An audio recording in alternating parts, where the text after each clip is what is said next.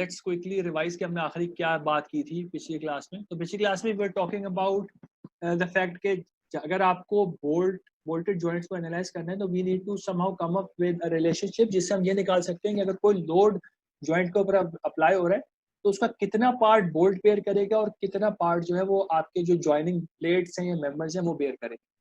तो उसके लिए सेट के हमें हम ये कर सकते हैं कि हमने बोल्ट को और मेंबर्स को सब कुछ स्प्रिंग्स की फॉर्म में रिप्रेजेंट करें और बोल्ट की स्टिफनेस भी निकाल लें और ज्वाइनिंग मेंबर्स की स्टिफनेस भी निकाल लें, और from there we can find out कि अगर कोई लोड अप्लाई हो रहा है तो वो कितना कितना दोनों चीज़ें बेयर करें। तो उसके लिए हमने पिछली क्लास में लुक्ड एट टेक्निक जिससे हम बोल्ट की स्टिफनेस निकाल सकते हैं। आज हम उस टेक्निक का न्यूमेरिकल करेंगे and then we'll talk about the method in which we can actually find out the member stiffness as well. ठीक है, तो बोल्ट की स्टिफनेस निकालने के लिए हमने ये बोला था कि अगर हमारा बोल्ट को हम देखें तो the bolt is actually it consist of two different parts. एक पार्ट जो हमारा है दैट्स अनथ्रेडेड पार्ट और एक पार्ट है जो कि थ्रेडेड पार्ट। तो बोल्ट में हमने बोला था कि हमारे पास डिफरेंट लेंथ्स इंपॉर्टेंट है। बोल्ट की अपनी लेंथ जो होती है कैपिटल एल होती है, बोल्ट की threaded length capital L T होती है। Then there is the grip. Grip वो होती है जिसके अंदर आपके सारे मटेरियल्स क्लैंप हो रहे होते हैं। तो grip length is small L. तो small L and capital L are different quantities. Capital L total length है और स्मॉल एल ग्रिप लेंथ है, ठीक। और ग्रिप के अंदर भी there is a threaded part and there is a unthreaded part. तो स्मॉल एल डी हम कह रहे हैं वो अनथ्रेडेड पार्ट है, एंड अनथ्रेडेड पार्ट चाहे टोटल बोल्ट लें या फिर ग्रिप पार्ट लें, unthreaded part remains the same, लेकिन थ्रेडेड पार्ट चेंज होता रहेगा। तो जो टोटल थ्रेड लेंथ है दैट्स कैपिटल एल टी, और जो आपके पास थ्रेडेड लेंथ है within the grip that is small L T, ठीक। एक मुझे फीडबैक प्लीज दे दें, are you guys listening to me properly? ठीक है, कोई आवाज वगैरह कट के तो नहीं आ रही? नहीं सर, अच्छा है, ठीक है, okay that's good. At any point if you feel something, कोई आवाज वगैरह कट रही है, कुछ है, कोई चीज रिपीट करनी है तो विल डू दैट। मैं रिकॉर्ड भी कर रहा हूँ तो वो रेफरेंस आपके पास होगा, बट कोई चीज अगर रिपीट करनी हो तो मुझे बता देना प्लीज। नाउ तो हमें दो पार्ट्स हैं, दोनों की स्टिफनेसेस निकालनी है, दोनों की स्टिफनेसेस को सीरीज में सॉल्व करना है। उसका फॉर्मूला हमारे पास एक आ गया था। अब इस फॉर्मूला को अप्लाई करने के लिए we need a few things. एक तो मटेरियल चाहिए, तो मॉड्यूलस ऑफ इलास्टिसिटी इंपॉर्टेंट है। दूसरी जो चीज हमें चाहिए, आपको क्रॉस सेक्शनल एरिया चाहिए अनथ्रेडेड पार्ट का और threaded part. Unthreaded part is just a cylinder, तो इसका एरिया जो होता है that's just pi D square by 4। जो थ्रेडेड पार्ट है इसका एरिया टेंसाइल स्ट्रेस एरिया होता है, जो कि हमें अपने इनिशियल हमने टेबल देखे थे 8-1 8-2 जिसके अंदर हर बोल्ट डायमीटर के लिए tensile stress area directly available था, उधर से पिक करना होता है। तो हमने फिर पिछली क्लास में ये देखा था कि हमारे पास जो प्रोसीजर क्या है पूरी चीज को सॉल्व करने के। तो प्रोसीजर ये होता है कि सबसे पहले आपको जो चीज गिवन होगी ना, वो चीज आपको गिवन होगी आपका बोल्ट के डायमीटर और पिच, आपको गिवन होगी जो पार्ट्स आप क्लैंप करना चाह रहे हैं उनकी क्या थिकनेसेस है। बेस्ड ऑन दैट आपको ये पता होगा कि आपने वॉशर लगाना है कि नहीं लगाना है, ये चीज क्वेश्चन के अंदर स्टेटेड होगी। तो अगर वॉशर लगाना है तो उस केस में आप हमने एक पिछली क्लास में देखा था, एक टेबल है जिसके अंदर हर बोल्ट डायमीटर के लिए वॉशर की थिकनेसेस और वॉशर के साइजेस अवेलेबल है, उधर से हम वॉशर की थिकनेस उठा सकते हैं। हर बोल्ट डायमीटर के लिए नट जो होता है उसकी थिकनेस भी एक हमारे पास स्टैंडर्ड अवेलेबल है, वो टेबल 831 है, उसके अंदर अवेलेबल है, उधर से उठा सकते हैं। सबसे पहला जी हमें डायमीटर गिवन होगा वॉशर का, हमें बोल्ट का डायमीटर गिवन होगा। तो लेट्स लुक एट दिस, ठीक है, देख लेते हैं। तो आपके पास ये बोल्ट है, ठीक है, बोल्ट का डेटा है। हर बोल्ट के लिए ये बोल्ट का ना मेजर डायमीटर है। आपके पास बोल्ट के हेड की डायमेंशंस अवेलेबल है। बोल्ट का हेड है, उसका रेडियस कितना होगा, उसकी थिकनेस कितनी होगी, उसकी विड्थ कितनी होगी, ये स्टैंडर्ड अवेलेबल है हर डायमीटर के लिए। इसी तरीके से नट के लिए भी अवेलेबल है इंफॉर्मेशन। तो अगर मैं बोल्ट उठाऊं ना जिसमें M14 का बोल्ट होता है, M14 का मतलब ये कि मेट्रिक बोल्ट है 14 mm आउटर डायमीटर का, उसके लिए जो नट है उसकी thickness is 12.8 mm। This is a regular size. अगर थिक नट है तो उसकी 14.1 होगी, जैम नट है तो 7 होगी। बट हमने ये बात की थी पिछली क्लास में, अनलेस अदरवाइज स्टेटेड हम रेगुलर साइजेस जो पिक करेंगे, ठीक है। तो रेगुलर साइज जो अवेलेबल है thickness that is 12.8 mm। Washer के लिए भी these washer sizes washer size का मतलब होता है कि बोल्ट किस बोल्ट पे लगना है, ठीक है। तो 14 मींस कि 14 mm आउटर डायमीटर का बोल्ट है। हर केस में आपके पास 3 डिफरेंट वॉशर साइजेस अवेलेबल होते हैं, नैरो, रेगुलर और वाइड। तो इस केस में बोल्ट का डायमीटर चेंज नहीं हो रहा, इंटरनल होल जो इंटरनल हो रहा है उसका डायमीटर भी चेंज नहीं हो रहा, जो बोल्ट की आउटर डायमीटर ये कितना वाइड टोटल सॉरी वॉशर की बात करें तो वॉशर का इंटरनल होल भी चेंज नहीं हो रहा। वॉशर का आउटर डायमीटर डिपेंड करता है कि आप नैरो वॉशर ले रहे हैं कि रेगुलर वॉशर ले रहे हैं कि वाइड वॉशर ले रहे हैं। तो सिर्फ मैक्सिमम डायमीटर जो है ना आउटर डायमीटर वो चेंज हो रहा है, तो एक्चुअल होल जो है वॉशर का वो चेंज नहीं हो रहा। Hole is bigger than the bolt diameter. तो बोल्ट का डायमीटर अगर 14 है तो वॉशर का जो होल है वो 15.25 mm का बनाया हुआ है ताकि वो वॉल टू वॉल कॉन्टेक्ट नहीं हो, सही। तो आपके पास जो मेन पैरामीटर है ना वो बोल्ट का डायमीटर है, बोल्ट के डायमीटर से सारी चीजें कंट्रोल होती है। आगे आ जाओ, वापस आ जाते हैं। तो ये चीजें हमें टेबल से मिल जाएंगी। उसके बाद आपको ग्रिप लेंथ निकालनी पड़ी। ग्रिप लेंथ होती है बोल्ट और नट के बीच की सारी जितनी भी चीजें सैंडविच हो रही है ना उनकी कंबाइंड थिकनेस, ठीक है, दैट इज स्मॉल एल। अब अगर नट बोल्ट का कॉम्बिनेशन है, लेट्स से कि ये वाला केस ले लेते हैं जो कि नट बोल्ट वाला लेफ्ट वाला केस है, इसके अंदर आपके पास दो चीजें सैंडविच हो रही है, दो मटेरियल सैंडविच हो रहे हैं।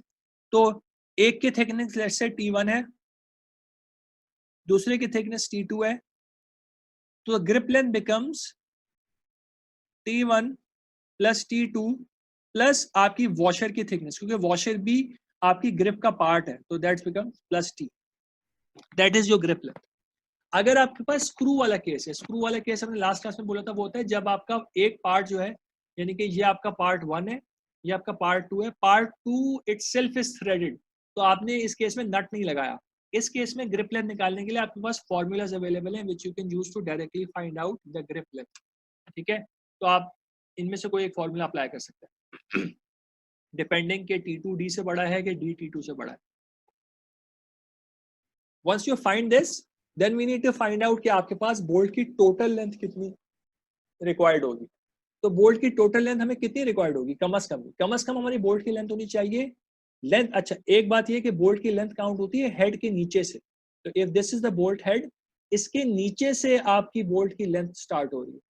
तो बोल्ट की मिनिमम लेंथ इज जितने आप पार्ट्स उसके अंदर लगाना चाह रहे हैं उनकी कंबाइंड थिकनेस प्लस वॉशर की थिकनेस प्लस नट की थिकनेस। क्योंकि हम कम से कम ये चाहते हैं कम से कम कि बोल्ट जो है आपका वो नट के एंड तक तो जरूर आए, ठीक है। तो if you look here, bolt के स्टार्ट से लेके वॉशर के एंड तक तो हमने ग्रिप लेंथ ऑलरेडी निकाली दी है, तो this is everything grip together. तो ग्रिप लेंथ में अगर हम वॉशर की अपनी नट की थिकनेस भी ऐड कर देंगे h, तो we will get the minimum length of the bolt. तो हम ये कहते हैं कि बोल्ट जो है आपका कम से कम 20 ग्रिप लेंथ प्लस नट थिकनेस से बड़ा होना चाहिए, कम से कम इतना होना चाहिए, लेकिन इससे यूजुअली भी इससे थोड़ा सा बड़ा हो, ठीक है। अच्छा, जो दूसरा केस है स्क्रू वाला, हम स्क्रू इसलिए कहते हैं अगर कोई स्क्रू वो चीज होती है जो कि पार्ट के थ्रेड्स में फिट होती है, बोल्ट जो होता है वो नट के कॉम्बिनेशन में यूज होता है, तो this is a screw. Screw वाला केस ले रहे हैं, स्क्रू के केस में एल का डायरेक्टली फॉर्मूला अवेलेबल है, तो small h is the washer thickness plus जो अनथ्रेडेड पार्ट है आपका। इस केस में इफ यू लुक हियर आपके पास दो पार्ट्स हैं, पहला पार्ट थ्रेड नहीं होगा क्योंकि आप दोनों को सैंडविच कर रहे हैं ना, तो हमेशा आगे वाला पार्ट थ्रेड होगा, तो T1 is the thickness of the unthreaded part. तो वॉशर और अनथ्रेडेड पार्ट की थिकनेस कंबाइन करके that is small h. Small h plus 1.5 times the bolt diameter, this will give you the minimum length of the screw needed, ठीक है। यहाँ sir तक ये बात फिर रिपीट करते हैं, ये लास्ट वाली बात ये है कि देखो बेटा, जब स्क्रू की बात हो रही होती है तो आपको बोल्ट की जो लेंथ यानी स्क्रू की जो लेंथ रिक्वायर्ड होती है, जो मिनिमम लेंथ रिक्वायर्ड होती है, वो अगेन हमने पिछली क्लास में ये चीज बोली थी कि these are coming from designers handbook. तो ये with experience लोगों ने चीज derive की हुई है. This is not something which is coming from any mechanics perspective directly. तो what it is कि आपको कितना बड़ा स्क्रू कम से कम चाहिए कि आपने कम से कम ये तो करना है कि आपका वॉशर से स्क्रू पास हो जाए और आपकी पहले मटेरियल से स्क्रू पास हो जाए. तो अगर हम इसको ड्रॉ करें तो हमें कम से कम स्क्रू जो चाहिए वो यहां से लेके यहां तक तो हो, उसके आगे कितना हो. तो how much deep the screw needs to go in here so that it actually holds these two parts together. That this is 1.5 times D. अगर आपका बोल्ट 14 mm का है तो we are saying that it should go 21 mm. It should be 21 mm inside the second part. This is what we are trying to say. सही है. तो क्योंकि आपने टोटल लेंथ काउंट करनी है, टोटल लेंथ में इनिशियल लेंथ भी आ जाएगी which is this one small H. और स्मॉल एच क्या है, आपके बोल्ट को, आपके स्क्रू को वॉशर से भी पास होना है, पहले मटेरियल से भी पास होना है, और उसके बाद फिर आपके बोल्ट को दूसरे वाले मटेरियल के अंदर थ्रेड होना है ना. तो जो दूसरे मटेरियल के अंदर उसको थ्रेड होना है, दैट इज कमिंग अप, वो निकल के आ रहा है. हम कह रहे हैं कि that is 1.5 D. D is the bolt diameter. ये this is again coming from designers experiences कि इतना बड़ा, अगर आप इतना बड़ा बोल्ट लेंगे तो जो थ्रेडिंग होगी that will be sufficient to hold the two parts together. This is basically what it is. इससे बड़ा आप ले सकते हैं, there is nothing stopping you to, आप इससे बड़ा बोल्ट लेंगे नहीं ले, आप इससे बड़ा बोल्ट ले सकते हैं, but this is the minimum you need to take. ठीक, सही है. Okay, yes sir. ठीक है सर. तो अगली चीज ये होती है कि आपने थ्रेडेड लेंथ निकालनी होती है बोल्ट की. थ्रेडेड लेंथ भी अगेन दिस इज कि कितना बड़ा थ्रेड होना चाहिए. These are guidelines coming from the handbook itself. सही. तो आपने देखना होता है कि आपके बोल्ट की टोटल लेंथ कितनी है. बेस्ड ऑन दैट आप अपना एक फॉर्मूला सेलेक्ट करते हैं, and for every length the threaded length, यानी कि कितने ज्यादा आपने पार्ट को थ्रेड करना है, that is a function of the bolt diameter. उससे आप थ्रेडेड लेंथ निकाल सकते हैं. वंस वी डू दिस, अगला काम ये होता है कि आपने अनथ्रेडेड लेंथ निकालनी. तो अगर मैं टोटल लेंथ में से थ्रेडेड लेंथ माइनस करूंगा तो मैं अनथ्रेडेड लेंथ निकाल लूंगा. अनथ्रेडेड लेंथ को अगर मैं ग्रिप लेंथ में से माइनस करा दूंगा तो मेरी ग्रिप के अंदर ही अनथ्रेडेड पार्ट भी है ना. तो मैं टोटल ग्रिप लेंथ में से अनथ्रेडेड ग्रिप लेंथ माइनस करा दूंगा तो मैं स्मॉल LT निकाल लूंगा. Small LT is actually the length of the threaded portion of the grip. Grip के दो पार्ट्स है, थ्रेडेड भी अनथ्रेडेड भी. ठीक है. तो अनथ्रेडेड स्मॉल LT है, थ्रेडेड इज स्मॉल LT, और capital LT total thread length है. कैपिटल LT और स्मॉल LT में डिफरेंस है. सही. ये निकल के आ गए. एरियाज निकालने हैं तो unthreaded part is just a cylinder, उसका एरिया πd²/4 हो जाएगा, और जो थ्रेडेड पार्ट है उसका एरिया डायरेक्टली टेबल से निकल के आएगा. ये भी हम एग्जांपल देखते हैं, उससे हमें समझ में आ जाएगा. Once we have these 4 quantities we can directly apply the stiffness formula. ठीक. तो अभी न्यूमेरिकल देखते हैं, उससे जो है हमें चीज जो है ना और क्लियर हो जाएगी. हमें क्या है, what we have is we have M14/2 hex head bolt. M14/2 का मतलब ये है कि इसका डायमीटर जो है वो स्मॉल d है, और इसकी जो पिच है दैट इज 2 mm. ठीक हो गया. 1 मिनट दीजिएगा, मैं जरा पानी पी लूं.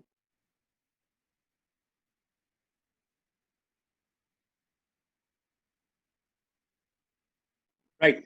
तो this is how metric bolts are named. ठीक है. क्योंकि मेट्रिक बोल्ट हमने इनिशियल बात की थी कि मेट्रिक बोल्ट को डिफाइन करने के लिए आपको सिर्फ 2 चीजों की रिक्वायरमेंट होती है. आप उसका मेजर डायमीटर बता दें, उसकी पिच बता दें.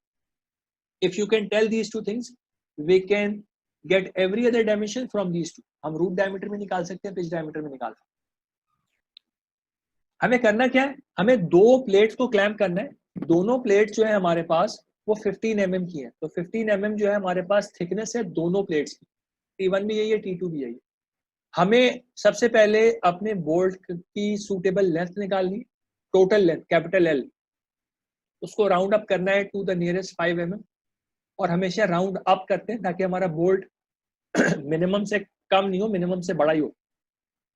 और फिर बोल्ट की स्टिफनेस भी निकालनी है. तो कैपिटल L निकाल लो और K भी निकाल लो. B यहाँ पे मैंने इसलिए लिख दिया था because I did not initially right it before. तो B इज रिप्रेजेंटिंग कि हमारे पास हम बोल्ट की स्टिफनेस की बात कर रहे हैं. मेंबर की स्टिफनेस भी निकालनी थी इस सवाल में, बट वो बाद में देखेंगे जब हम मेंबर की स्टिफनेस पढ़ लेंगे. तो let's look at the problem. तो अब प्रॉब्लम में आसानी ये है कि पूरा प्रोसीजर डायरेक्टली बुक के अंदर अवेलेबल है। We just need to repeat the entire procedure with the numbers you get. आपको फास्टर अवेलेबल होगा, उसकी डायमीटर डी होगा, पिच पी होगी। तो डायमीटर हमारे पास 14 है, पिच 2 है। पिच डायरेक्टली यूज नहीं हो रही हमारे केस में, बट गिवन है। अगर आपके केस में वॉशर है तो आप टेबल से वॉशर की थिकनेस निकाल लें। नट की थिकनेस चाहिए तो टेबल से आप नट की थिकनेस निकाल लें। सही। हमें करना क्या है, हमें निकालना है suitable length of the bolt, यानी हमें इस बोल्ट की लेंथ निकालनी। अच्छा, क्वेश्चन में हमें वॉशर नहीं गिवन, तो हमें हमारे केस में वॉशर नहीं अवेलेबल, ठीक है, रिक्वायर्ड नहीं है, तो हम सिर्फ दोनों पार्ट्स को क्लैंप कर रहे हैं। हम नट और बोल्ट की बात कर रहे हैं। क्वेश्चन हमें ये कह रहा है कि bolt is used with a nut, which means we are talking about case number, case A है, जो पहला केस है ना, उसकी बात कर रहे हैं, स्क्रू की बात नहीं कर रहे। तो सारे फॉर्मूलाज वो वाले यूज होंगे जो कि नट बोल्ट के फॉर्मूला है, स्क्रू वाले फॉर्मूला नहीं यूज होंगे। तो फॉर एग्जांपल आपके पास फिगर ए वाला फॉर्मूला यूज होगा कैपिटल एल के लिए। कैपिटल एल आपका कितना होना चाहिए, कम से कम होना चाहिए ग्रिप लेंथ प्लस नट थिकनेस के बराबर होना चाहिए। तो आपके केस में ग्रिप लेंथ कितनी है, grip length is the entire thickness between the bolt and the nut. तो हमारे केस में क्योंकि वॉशर नहीं है तो grip length is only T1 plus T2, ठीक है। Grip length is just T1 plus T2। T1 और T2 दोनों 15 mm है, तो आपके पास L becomes small l becomes 15 plus 15 which is 30 mm। Following, कोई मसला हो तो रोक लेना मुझे। अगला काम क्या है, अगला काम ये है कि हमें कैपिटल L निकालने के लिए हमें नट की थिकनेस रिक्वायर्ड है। नट की थिकनेस हमें मिलेगी अपेंडिक्स टेबल A31 से। तो let's look at the table. अब ये आपका अपेंडिक्स A31 है। इसमें जो पैरामीटर हम जिसके अगेंस्ट चेक करते हैं that is the bolt diameter. हमारा 14 mm का बोल्ट, तो 14 mm के बोल्ट के लिए जो रेगुलर आपका नट है उसकी थिकनेस है 12.8 mm। तो H बिकम्स 12.8 mm। सही हो गया। तो लेट्स जंप बैक। तो कैपिटल L जो हमारे पास मिनिमम रिक्वायर्ड है दैट इज जी ये L प्लस H आपने कैसे कंसिडर किया इसमें? ओके, ये देखो बेटा, हमने कहा कि बोल्ट कम से कम कितना बड़ा होना चाहिए। बोल्ट कम से कम इतना बड़ा होना चाहिए कि बोल्ट आपके मेरी इंक को फॉलो करना कि मैं मेरा बोल्ट कम से कम यहां से शुरू हो and it should at least go to the end of the nut. Usually थोड़ा सा इससे बड़ा ही लेते हैं, but this thing is the minimum you need. जो मैंने जो दो लाइनों के बीच में लाइन बनाई है ना, this one from here to here, this is the minimum you need, ताकि आपका बोल्ट जो है वो नट के कम से कम एंड तक तो आ जाए ना। ऐसा नहीं हो कि आपका बोल्ट नट के बीच में ही खत्म हो जाए। Get it? तो हमारे पास ये टोटल लेंथ कितनी है, ये small l plus capital H है। Okay sir, okay. ठीक है, ओके। तो हमने कैपिटल L निकाल लिया। 30 plus 12.8 becomes 42.8। This is the minimum you need. इसको राउंड अप कर दें to the nearest 5 mm becomes 45 mm। This is the bolt size you require। ठीक है, L आ गया हमारे पास, जैसे part A. Part B solve करना है, अगेन पूरा प्रोसीजर डायरेक्टली गिवन है, कुछ भी अपने you don't need to think about the steps, everything is laid out for you. हमें अगली चीज क्या निकालनी है, हमें थ्रेडेड लेंथ निकालनी पड़ेगी बोल्ट की। थ्रेडेड लेंथ निकालने के लिए आपको कैपिटल L पता होना चाहिए। तो कैपिटल L हम अभी निकाल चुके हैं। तो हमारे केस में capital L is 45 mm, bolt का डायमीटर इज 14 mm। तो हमारी ये कंडीशन भी सेटिस्फाई हो गई, L की भी सेटिस्फाई है और D की कंडीशन भी सेटिस्फाई है। तो हम पहला वाला जो फॉर्मूला है 2D plus 6 वो यूज कर सकते हैं। तो LT becomes 2D plus 6, D is 14, तो LT becomes 34 mm। उसके बाद you just need to calculate everything. सबसे पहले अनथ्रेडेड लेंथ निकाल लें। Unthreaded length becomes L minus LT 11 mm। Grip के बीच की थ्रेडेड पोर्शन कितना है ग्रिप का, small LT is grip length minus LD। grip length was 30, LD is 11, तो LT becomes 19 mm। Unthreaded part का डायमीटर वो एरिया निकाल लें, pi D square by 4। D is 14 mm, तो your D is 14, you can calculate AD। AT निकालने के लिए आपको टेबल 8-1 में जाना पड़ेगा, वो अगली स्लाइड पे शो है, let me go there as well. तो ये आपका 8-1 था, ये हमने पहले देखा हुआ है इफ यू रिमेंबर। इसके अंदर 14 mm के बोल्ट के लिए पिच 2 mm ये हमें पता थी। 2 पिचेस अवेलेबल है, फाइन पिच भी होती है, हमने उन्होंने जो दी है वी कैन लुक हियर कि वो कोर्स पिच की बात कर रहे हैं, सही। तो हमारे के लिए इंपॉर्टेंट क्या है, 14 mm के बोल्ट के लिए 2 mm की पिच के साथ the tensile stress area, this area here is 115 mm. तो you do not need to calculate this tensile stress area, आपको टेबल से डायरेक्टली मिल जाएगा। And the good thing is कि बोल्ट की यही डायमेंशंस होती हैं हमेशा, स्टैंडर्ड डायमेंशंस, तो आपको कोई रैंडम डायमेंशन के लिए खुद से नहीं निकालना पड़ेगा। तो I won't give you a 27 mm bolt जिसके लिए आपको टेंसाइल स्ट्रेस एरिया खुद से निकालना पड़ रहा हो। बोल्ट के स्टैंडर्ड साइजेस यही है, हर स्टैंडर्ड साइज के लिए 80 डायरेक्टली अवेलेबल है, तो you can just come here and pick it. Okay, attendance बेटा अगले सेशन में लिखिएगा, इस वाले सेशन में नहीं लिखें, बिकॉज वो फिर ये सेशन क्लोज होगा तो फिर you won't be able to, वो फिर रिटेन नहीं रहती ना, अगले सेशन में लिख दीजिए, ठीक। अच्छा, तो हमने टेबल 8-1 से जो है 80 निकाल लिया, तो हमारे पास सारी वैल्यूज अवेलेबल हैं विच वी नीड। हमें फॉर्मूला अप्लाई करने के लिए LD चाहिए था, LT चाहिए था, AD चाहिए था और AT चाहिए। We have everything, we can directly apply the formula for KB। KB निकाल लें, KB निकल के आ जाएगा, this is the stiffness of the bolt, ठीक है। बहुत स्ट्रेट फॉरवर्ड सी चीज़ है, इसकी अभी एप्लीकेशन पे हम नहीं आए कि इसको एक्चुअली यूज कैसे करना है। KB और जो अगर मेंबर स्टिफनेस निकालते हैं वो हम लोड्स को डिवाइड करने के लिए निकालते हैं, अभी हम स्टिफनेस निकालने की के तरीके को देख रहे हैं, ठीक है। तो उसकी एप्लीकेशन अभी तक हमने नहीं देखी।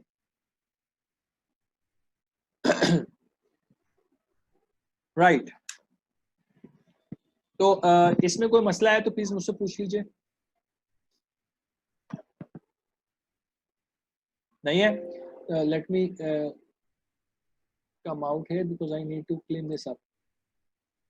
पीछे की लास्ट लेक्चर में मैंने कुछ चीजें ड्रॉ की थी, आई नीड टू रिमूव दोस ताकि मैं आप लोगों के साथ रीस्टार्ट कर सकूं।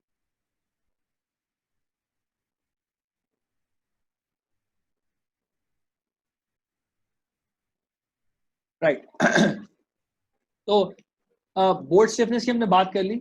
अगला जो पार्ट है वो ये है कि आपके मेंबर की स्टिफनेस क्या हो, यानी मेंबर्स वो हैं जो प्लेट्स आप क्लैम्प कर रहे हैं आपस में, ठीक है। तो फॉर एग्जांपल जो स्कीमेटिक शोन है इसके अंदर आपके पास 2 मेंबर्स हैं, मेंबर 1 एंड मेंबर 2, इनकी कंबाइंड एक स्टिफनेस होगी। तो हमने बोला कि हमारे पास बोल्ट जो है उसकी 2 स्टिफनेसेस थी, KD और KT, उसको हमने कंबाइन करके एक बोल्ट की स्टिफनेस निकाल दी।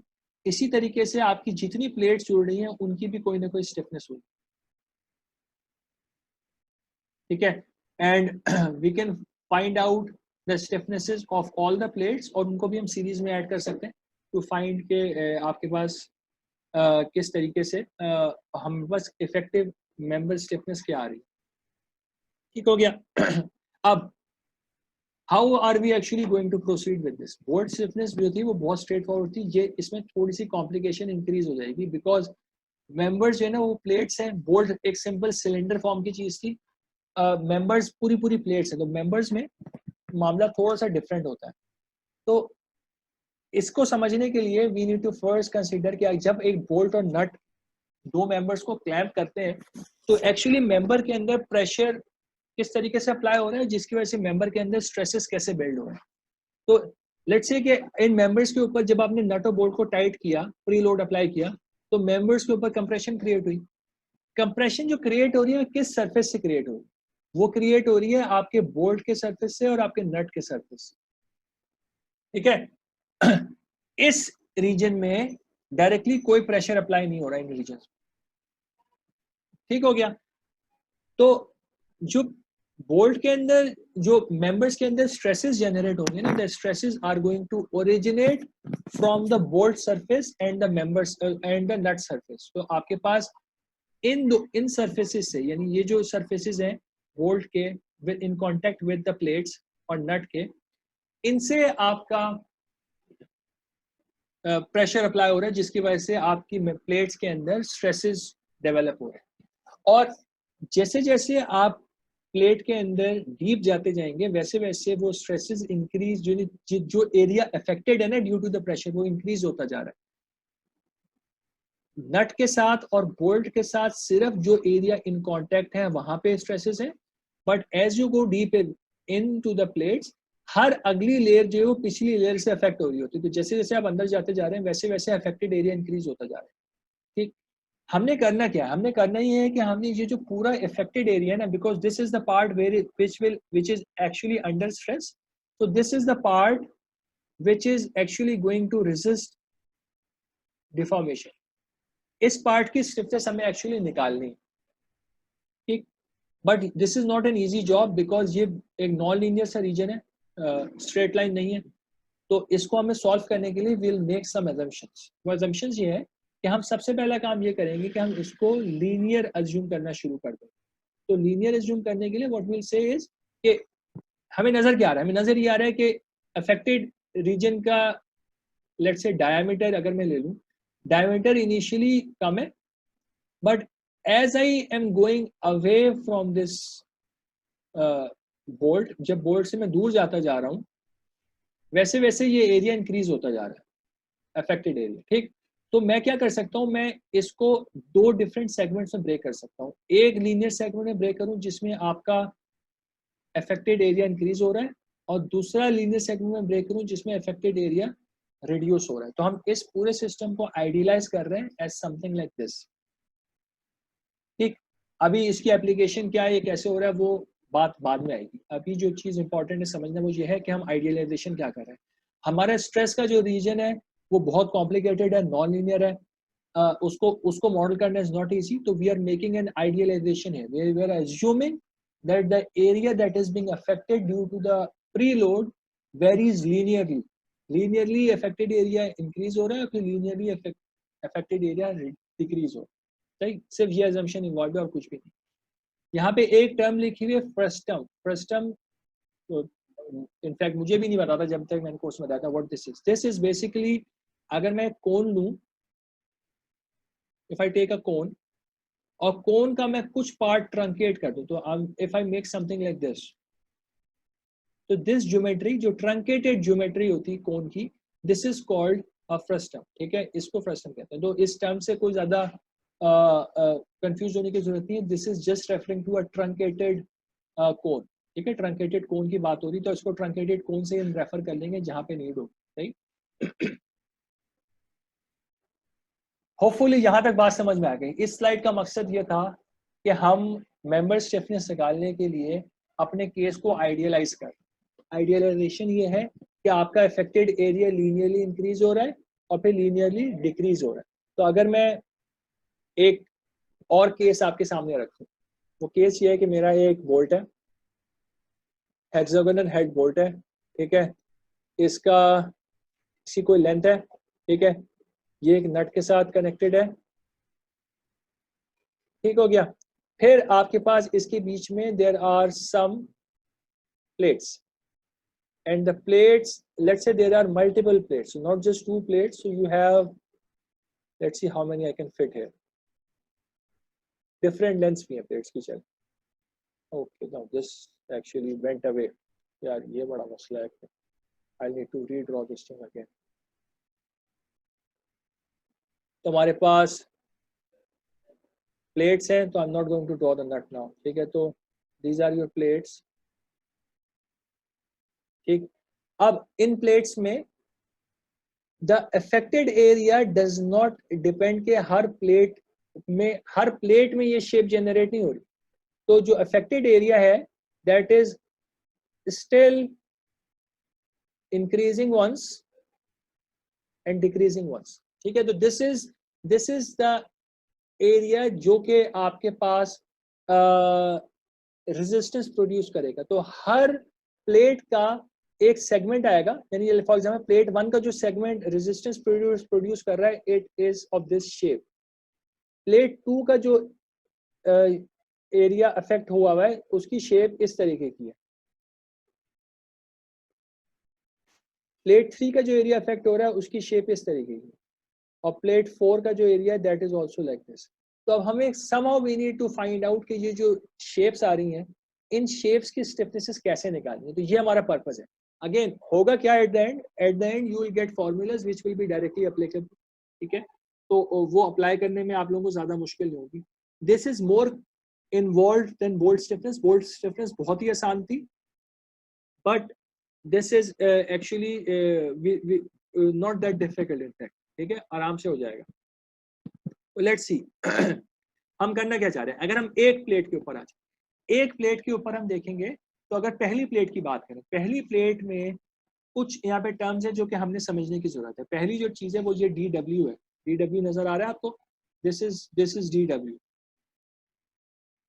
हर बोल्ट के नीचे एक फ्लैट सरफेस वो बनाते हैं जिसके ऊपर वॉशर फिक्स हो सके. तो अगर वॉशर लगा हुआ है तो सही है, नहीं लगा हुआ तो ये सरफेस डायरेक्टली प्लेट के साथ in contact. This is known as the washer face. ये जो है ना वॉशर फेस, इस वॉशर फेस का जो डायमीटर है that is DW. This is the surface जो कि आपकी पूरी ग्रिप में प्रेशर अप्लाई कर रहा है. इनिशियली जहां से प्रेशर शुरू हो रहा है वो इस वॉशर फेस से शुरू हो रहा है. तो ये जो डायमीटर है DW, this is important for us. ठीक है, अब हम करना क्या चाहते हैं. हम करना ये चाहते हैं कि ये जो एक हमारे पास प्लेट का ट्रंकेटेड कोन का रीजन आ रहा है, ये वाला जो डैश्ड रीजन है ना प्लेट के अंदर, लेफ्ट वाली फिगर में जो डैश्ड रीजन आ रहा है, this is shown to the right in figure B. ये जो पिंक रीजन आ रहा है इसकी हमें स्टिफनेस निकालनी. अब स्टिफनेस कैसे निकालते हैं. स्टिफनेस निकालने के लिए रिमेंबर कि अगर हमारे पास एक सिंपल सिलेंडर होता है, इस पे एक फोर्स F अप्लाई हो रही होती है, तो how do we calculate the stiffness. हमने बात की थी, इसकी स्टिफनेस होती है AE/L. और अगर मैं इसकी डिफ्लेक्शन निकालना चाहूंगा, the deflection becomes F/K which becomes FL/AE. ठीक हो गया. अब अगर इसी चीज के लिए मैं ये करूं कि मैं इसका क्रॉस सेक्शन चेंज करना शुरू करूं, ठीक है, अब क्या हो रहा है. At every depth area is a function of x. इस केस को मैं डायरेक्टली इस फॉर्मूले से सॉल्व नहीं कर सकता. ये हमारा ऊपर वाला फॉर्मूला है, ये एप्लीकेबल नहीं है अब हमारे लिए. इस केस में मुझे क्या करना पड़ेगा, मुझे एक डिफरेंशियल यहाँ पे एलिमेंट लेना पड़ेगा. ठीक है, तो this is actually your length. Now इस डिफरेंशियल एलिमेंट की लेंथ जो है वो dx है. इसकी जो डिफ्लेक्शन आएगी वो आएगी d डेल्टा, डिफरेंशियल डिफ्लेक्शन आ रही. ठीक है, तो अगर मैं d डेल्टा निकालूं, d delta becomes, formula same है, F L is dx, area is a function of x and E remains the same. तो अगर मैं इन दोनों चीजों को इंटीग्रेट कर दूंगा दोनों साइड पे फॉर द एंटायर थिकनेस, अगर ये इसकी थिकनेस टी है, अगर मैं इस चीज को पूरी थिकनेस के ऊपर इंटीग्रेट कर दूंगा तो मेरे पास टोटल डिफ्लेक्शन निकल के आ जाएगी. और टोटल डिफ्लेक्शन को मैं अगर F/डेल्टा कर दूंगा तो उससे मैं K निकाल सकता हूँ. तो this is the approach we want to use. ठीक है, ये अप्रोच समझना इंपॉर्टेंट है. एग्जैक्ट डेरिवेशन अगर आप नहीं कर रहे, that's not crucial for us, लेकिन आपको ये अप्रोच समझना जरूरी है कि एक्चुअली आ कहां से रहा है. सही, तो लेट्स लुक एट कि हमने किया हुआ क्या. हमने किया वही एग्जैक्टली जो हमने बात की. तो इस साइड पे सिर्फ ए का फॉर्मूला हमने एक्स्ट्रा लिख दिया है, बाकी हमने एग्जैक्टली जो भी बात की थी वो एग्जैक्ट चीज लिखी थी. तो हमने एक डिफरेंशियल एलिमेंट लिया dx, उसकी डिफ्लेक्शन निकाली, तो दिस इज PL/AE. ठीक है, सेम फॉर्मूला लिखा हुआ है. एरिया जो है is now an annular area, क्योंकि आपके प्लेट के अंदर बोल्ट के लिए एक होल भी हुआ होगा. सही है, तो जो आपका एरिया इंपॉर्टेंट है, the area is actually like a donut shape. Internal जो है ये बोल्ट का डायमीटर है, और एक्सटर्नल जो है this thing is a function of x. कि जैसे जैसे आपकी डेप्थ चेंज हो रही है वैसे वैसे आउटर डायमीटर चेंज हो रहा है. ठीक हो गया. तो हम लोगों को करने की क्या जरूरत है, हमें यहाँ पे ये समझने की जरूरत है कि ये how did they actually proceed with this. ठीक, क्या एग्जैक्ट स्टेप्स हैं. If you don't get it, you do not need to worry about it that much. ठीक है, हमारे लिए फाइनल फॉर्मूला क्रूशियल होगा. किया हुआ क्या है, हमने सबसे पहले ये किया कि हमने अपने एरिया को as a function of X निकाला, एरिया को वापस डी डेल्टा के फॉर्मूले में प्लग इन किया और दोनों साइड्स को इंटीग्रेट कर दिया। तो हमने लेफ्ट साइड को इंटीग्रेट किया है फ्रॉम 0 टू डेल्टा और राइट साइड को इंटीग्रेट किया है 0 से लेके टी तक।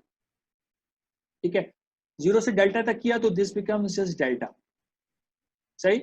और उससे जो हमने रिजल्ट निकाला डेल्टा का, डेल्टा आ गया, delta is equals to force divided by K. तो के निकालने के लिए we can say force divided by the deflection, उससे हमारे पास के का फॉर्मूला निकल के आ गया। Now this thing you need to remember कि ये क्या है, इस फॉर्मूला को समझने की ज्यादा जरूरत है, ठीक है, और बजाय इसके कि हम फोकस करें डेरिवेशन के ऊपर, क्योंकि इस फॉर्मूला में ही काफी चीजें समझ में। कोई क्वेश्चन है बेटा? फहीलुद्दीन, कोई क्वेश्चन है? सर ये रिपीट कर देंगे, असल में नेट बंद हो गया था। ओके बेटा, मैं क्विकली रिवाइज कर देता हूँ, क्विकली, ठीक है। हम ये बोल रहे हैं कि हमारे पास मेंबर स्टिफनेस निकालने के लिए किसी भी प्लेट के लिए, क्योंकि हमने बोला है कि हमारे पास एक कोन शेप का एरिया है, ठीक है, एक कोन शेप का एरिया है जो कि कोन इंक्रीज हो रही है as you go deep into the plate. इसकी हमें स्टिफनेस निकालनी है, इस कोन, ट्रंकेटेड कोन की। उसके लिए भी सेड कि हमें ये पता है कि एक नॉर्मल सिलेंडर होता है जो उसकी स्टिफनेस निकालने के लिए we use the formula of A E upon L. But अगर ए फंक्शन ऑफ एक्स हो जाए तो you can't directly use this formula. उसके लिए हमने क्या किया था, हमने कहा कि आपको पहले इनिशियली डिफ्लेक्शन को अज्यूम करना पड़ेगा, डिफरेंशियल डिफ्लेक्शन एक डिफरेंशियल एलिमेंट के लिए, ठीक है। डिफरेंशियल एलिमेंट के लिए हमने डिफ्लेक्शन, डिफरेंशियल एलिमेंट हमने ये ब्लैक वाली लाइन ले ली, ठीक है, डिफरेंशियल एलिमेंट। उसमें since area is a function of the depth, तो हमने डेप्थ को एक्स से रिप्रेजेंट किया हुआ है, एरिया को फंक्शन ऑफ एक्स निकाला और उस पूरी चीज को हमने इंटीग्रेट कर दिया across the entire thickness T, ठीक है। उससे हमारे पास डिफ्लेक्शन जो टोटल आ रही है इस ट्रंकेटेड कोन में, उसका फॉर्मूला आ गया। फोर्स अपॉन डिफ्लेक्शन के तो हमारे पास के का फॉर्मूला आ गया।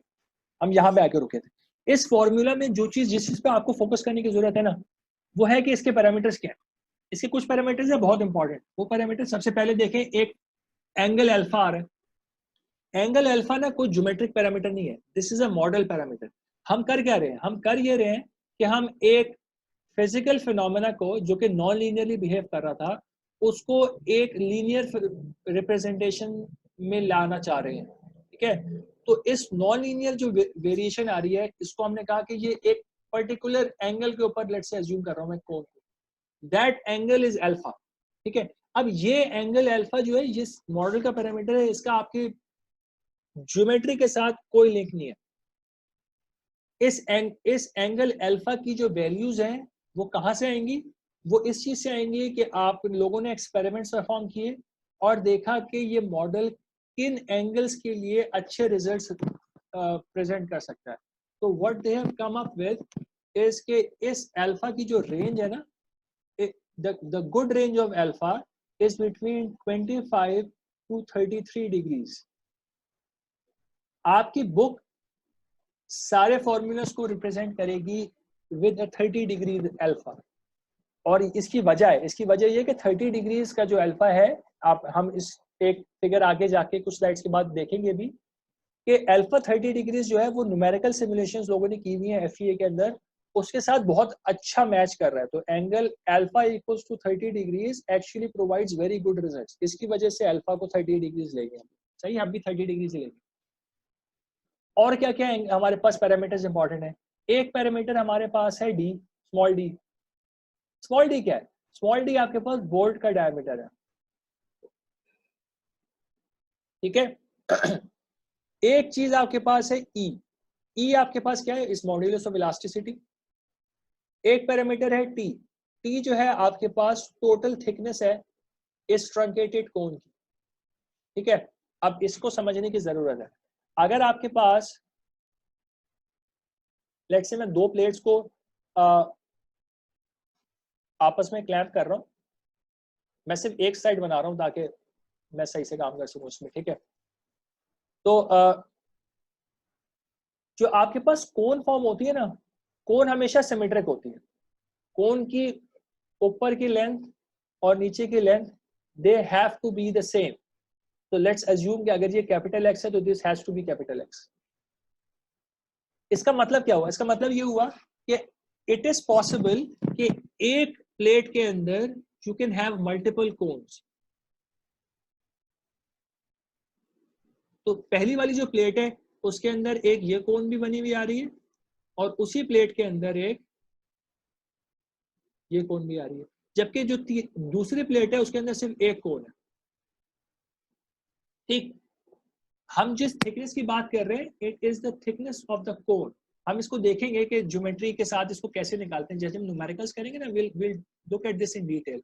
अभी आपको जो समझने की जरूरत है वो ये है कि थिकनेस प्लेट की थिकनेस नहीं है, थिकनेस कोन की थिकनेस है।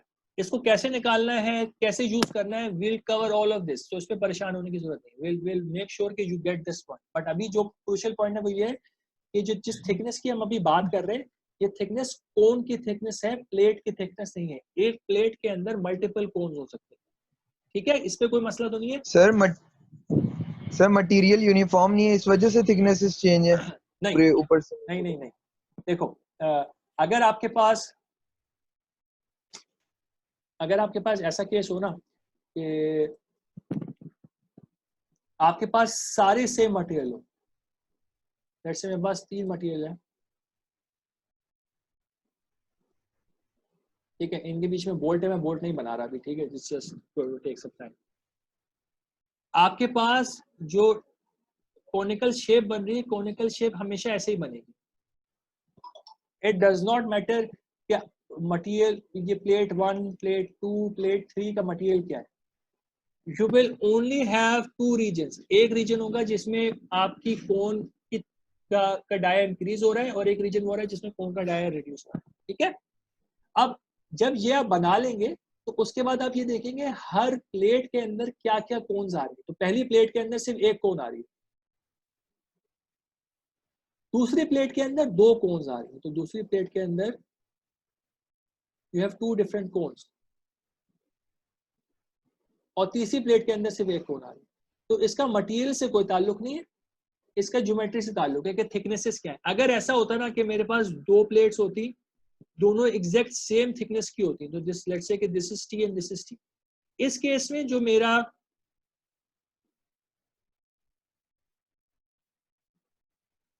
मेरी कोन्स बनती, क्योंकि थिकनेसेस सेम है। हमने ये बोला था कि कोन्स की जो लेंथ है ना,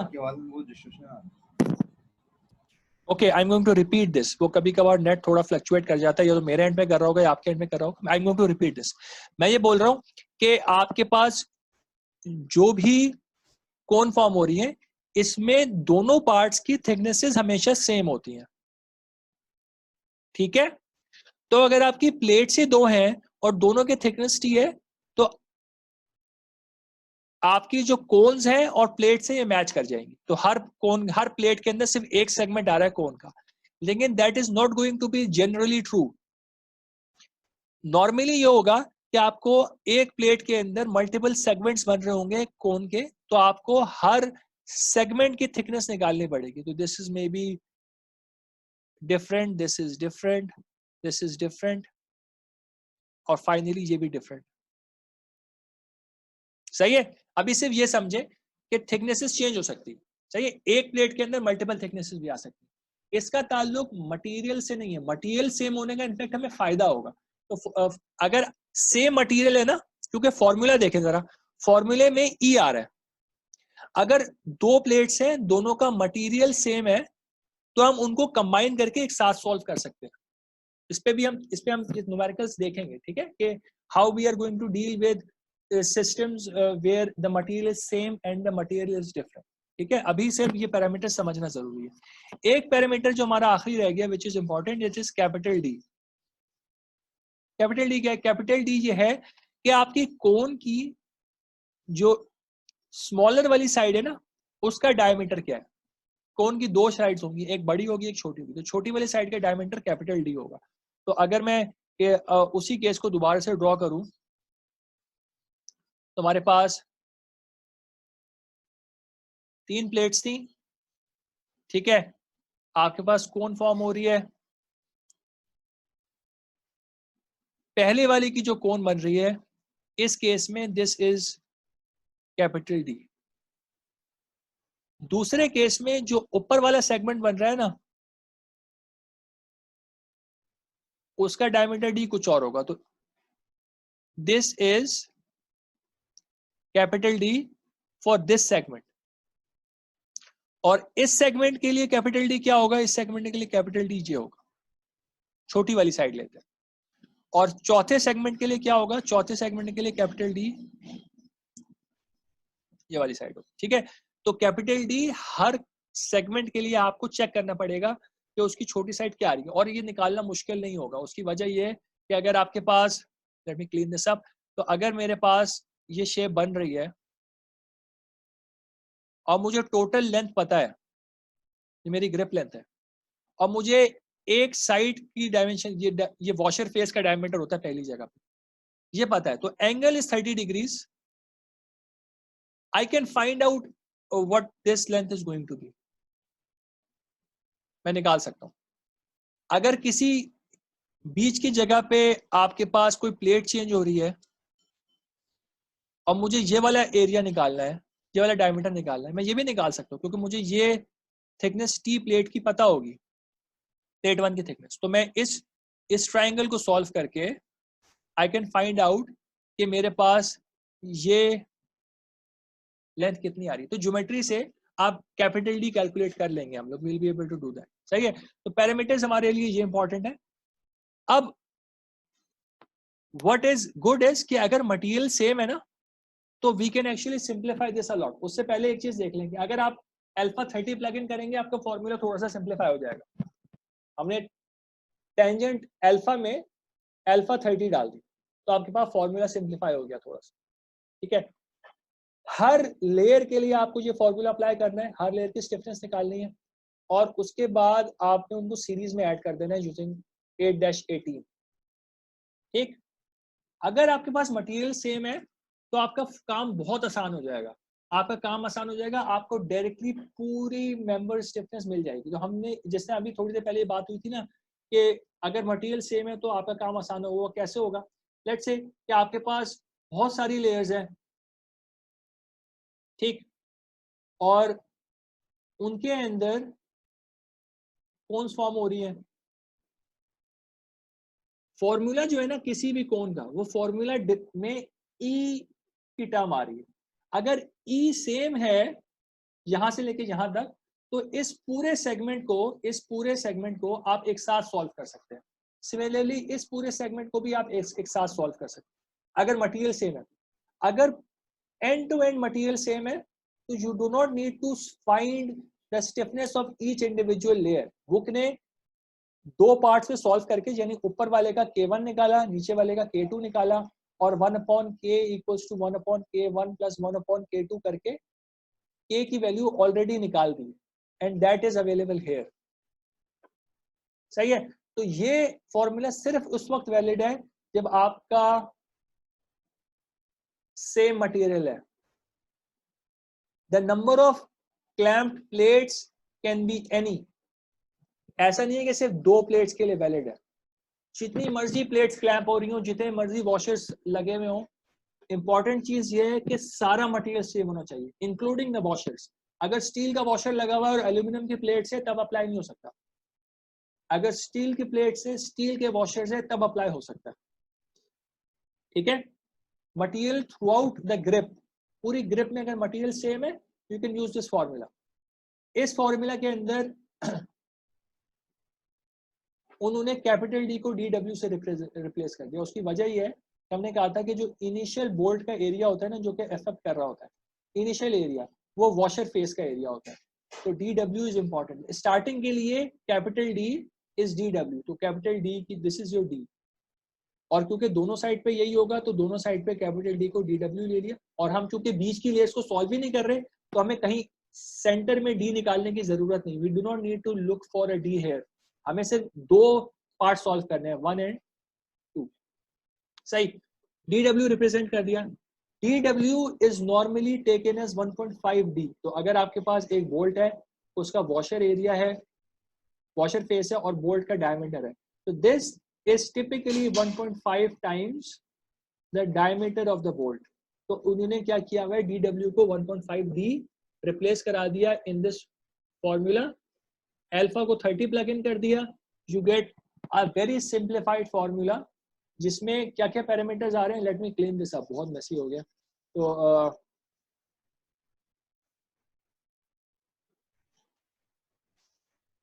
क्या क्या पैरामीटर्स आ रहे हैं, बोल्ट का डायमीटर आ रहा है, ग्रिप लेंथ आ रही है, small L was grip length, and material property E आ रही है. ठीक है, बस ये 3 पैरामीटर्स हैं.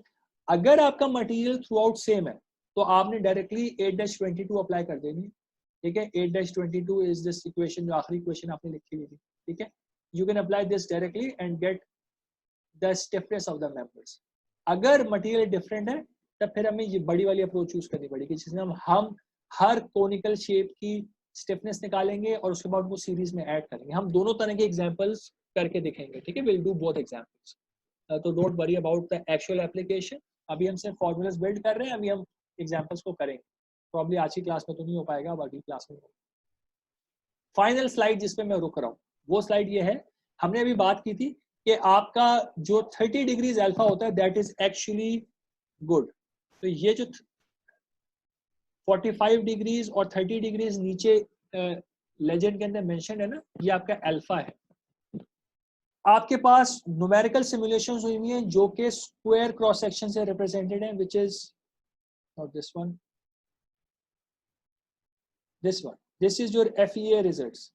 FEA is numerical simulations. What the results are showing us कि आपका जो ये ट्राइंगल वाला जो ना, triangle is alpha equals to 30 degrees. जो आपका अल्फा इक्वल्स टू 30 डिग्रीज है वो आपकी न्यूमेरिकल सिमुलेशन के साथ बहुत अच्छा एग्रीमेंट शो कर रहा है. इस वजह से हम लोग 30 डिग्रीज पे ही स्टिक कर रहे हैं. इनिशियली लोगों ने बोला था कि 45 डिग्रीज होना चाहिए, but when compared with numerical results, this is alpha equals to 45 degrees. This does not match very well. So alpha equals to 30 degrees is actually a very good approximation. तो हम लोग alpha equals to 30 degrees के साथ stick करें. सही है? क्या हुआ, कुछ पूछना चाह रहे हो बेटा? Okay, सही है. तो let's stop here. And एक मैंने पिछले हफ्ते का एक लेक्चर मिस किया था, ठीक है, मंडे का. उसके अगेंस्ट मैं छोटा सा वीडियो लेक्चर अपलोड करूंगा. ठीक है, तो उसमें मैं न्यूमेरिकल्स परफॉर्म करूंगा इन दोनों चीज़ों. और वो I had to skip it. कोई पर्सन मेरी ऐसे कंडीशंस बन गई थी जिसकी वजह से मुझे रुकना पड़ रहा था. तो उसको कवर अप करने के लिए I am going to upload a small video lecture जिसके अंदर हम कोई नया टॉपिक नहीं पढ़ेंगे, इसी के न्यूमेरिकल्स करेक्ट करेंगे. ठीक है, और अगली क्लास के स्टार्ट में आप लोग मुझसे उससे रिलेटेड जो भी चीज़ होगी, क्वेश्चन वो आप मुझसे पूछ लीजिएगा. तो जस्ट वन रिकॉर्ड, हमने बात की थी कि हम रिकॉर्डेड लेक्चर्स को मिनिमाइज करेंगे, आई रिमेंबर, बट ये एक ऐसी चीज हो गई जिसकी वजह से मुझे करना पड़ रहा है. ठीक है, तो आई होपफुली यू गाइस अंडरस्टैंड. ठीक है, ये न्यूमेरिकल का एक मैं लेक्चर अपलोड कर दूंगा आज या फिर कल, प्लीज उसको देख लीजिएगा. और ठीक है, तो उसके साथ में then we can actually in the next class cover के जो भी चीज हमने मिस की. फाइनली मैंने असाइनमेंट अपलोड कर दी है, असाइनमेंट आप लोग देख लीजिएगा. और असाइनमेंट में जो टॉपिक हम अभी कर रहे हैं इसके भी सवाल है और पावर स्कूल्स के भी सवाल है. तो कुछ सवाल तो आप लोगों को आप समझ में आने लगे होंगे जो हमने चीज़ की हुई है. You can have a look. जो चीज़ अभी आपने, जैसे अभी हमने मेंबर स्टिफनेस वाली चीज़ नहीं की, तो मेंबर स्टिफनेस वाली चीज़ जो न्यूमेरिकल्स में अपलोड करूंगा उसके साथ, उसके बाद you guys are going to be able to perform that as well. 1 हफ्ते का टाइम है आपके पास असाइनमेंट परफॉर्म करने का, वो करें. बोर्ड्स में से ही हम एक और असाइनमेंट भी जनरेट करेंगे क्योंकि बोर्ड्स का हमें टॉपिक अभी हमारा कवर नहीं हुआ. बोर्ड्स हमारा बहुत मेजर टॉपिक है और वैसे भी हम थोड़ा सा स्लो हो गए थे because of this online thing, तो हमने काफी टाइम लगा दिया बोर्ड्स के ऊपर. बट इन एनी केस तो हम एक और असाइनमेंट बोर्ड्स में से कवर करेंगे. ठीक है, तो अभी सिर्फ 5 सवाल हैं बोर्ड्स के असाइनमेंट में, ज्यादा बड़े भी नहीं है. You should be able to do it easily in a couple of days. ठीक है, तो let's end here. Thank you very much. कुछ सवाल हो तो सर. जी सर मिड्स होंगे? गुड क्वेश्चन बेटा. क्वेश्चन इसका अच्छा, इसका अभी तक there is no such direction to us. अभी तक हमें कोई डायरेक्शन नहीं दी हुई कि मिड लेने हैं. तो let's put it this way, ठीक है। तो अभी तक डिसीजन नहीं हुआ कि मिड्स लेने हैं, मिड्स लेने का डिसीजन हुआ। मिड्स का स्केड्यूल टाइम जो था ना वो अगला हफ्ता था, तो अभी मिड्स नेक्स्ट वीक में तो मिड्स नहीं हो रहे, तो लेट्स से दिस, ठीक है। ओके सही है। ओके असल में ये यूनिवर्सिटी भी एचईसी की डायरेक्शन का वेट करती रहती है, पीईसी की डायरेक्शन का वेट करती रहती है, अब उधर से स्टेटमेंट आती है, उसके बाद कोई डिसीजन लेते हैं, तो it is now a very very long process जिसके बाद कोई डिसीजन लिए जा रहे हैं, और हम लोग भी उसी तरह वेट कर रहे हैं जिस तरह आप वेट कर रहे हैं, ठीक है। तो will sort it out for you. तो कोशिश यही हो रही है कि स्टूडेंट्स को ज़्यादा इस केस में, क्योंकि बहुत एक अनसर्टेन सिचुएशन प्रोड्यूस हुई है, तो ज़्यादा बर्डन में नहीं डाला जाए। तो whatever we are trying to do in the way कि जिससे आप लोगों के ऊपर प्रेशर कम से कम रहे और आप लोगों का कोर्स भी कवर हो, ठीक है। तो अगले हफ्ते में हम कोई एक ऑनलाइन क्विज भी अरेंज कर लेंगे, जब आप असाइनमेंट फॉर्म कर लेते हैं ना, तो इसी टॉपिक में से हम एक ऑनलाइन क्विज कर लेंगे, एक असाइनमेंट हो जाएगी, एक क्विज हो जाएगा, and then will see how to proceed. Sir next week मत करिएगा sir, next week 2 quiz timing यही रहेगी। क्विज ओपन होगा। मैं एक आप लोगों को कुछ घंटे का टाइम दे दूंगा आफ्टर क्लासेस, और उसमें आप लोगों को परफॉर्म करना होगा, ठीक है। टेक होम होगा, इन क्लास क्विज नहीं होगा। सर एमसीक्यूज ही लेंगे क्विज में? मैं देखता हूँ मोस्ट लाइकली ऐसा, मैंने अभी स्टैटिक्स में ये किया था कि मैंने एमसीक्यूज दिए थे, रैंडम एमसीक्यूज आ गए थे लोगों के पास, लेकिन मैंने साथ में एक और एलएमएस के ऊपर जगह बनाती थी जहाँ पे आपने अपने हैंड सॉल्यूशन भी अपलोड कर दिया था। तो क्योंकि एमसीक्यूज में तो पास फेल होता है ना, either you get it right और रॉन्ग। सर न्यूमेरिकल ले लेगा। हाँ सर न्यूमेरिकल का लिएगा। हाँ न्यूमेरिकल का ही होगा। वो एमसीक्यूज का फायदा ये होता है कि वो रैंडम क्वेश्चंस जनरेट हो जाते हैं, लेकिन हम हैंड सॉल्यूशन भी आपका अपलोड करवा लेते हैं, तो कहीं पे किसी का कंप्लीटली जीरो नहीं आएगा। तो अगर एमसीक्यू में जीरो लग भी गया तो वो मैं एडिट कर दूंगा। By looking at your solutions I can award you partial grades, जिस तरह हम नॉर्मली करते हैं ना कि 10 में से 5 नंबर 6 नंबर तो आ जाते हैं अगर आपने कुछ सॉल्यूशन किया हुआ है, तो उस टाइप का सेटअप इसमें हम पूरा रखेंगे। तो उस तरह ये मसला नहीं है कि आइदर यू गेट अ 0 और अ 1, राइट। तो लेट्स स्टॉप हियर, ठीक है। एंड वीडियो लेक्चर प्लीज देख लीजिएगा, एंड विल मीट यू इंशाल्लाह इन द नेक्स्ट क्लास। अस्सलाम वालेकुम। वालेकुम सलाम।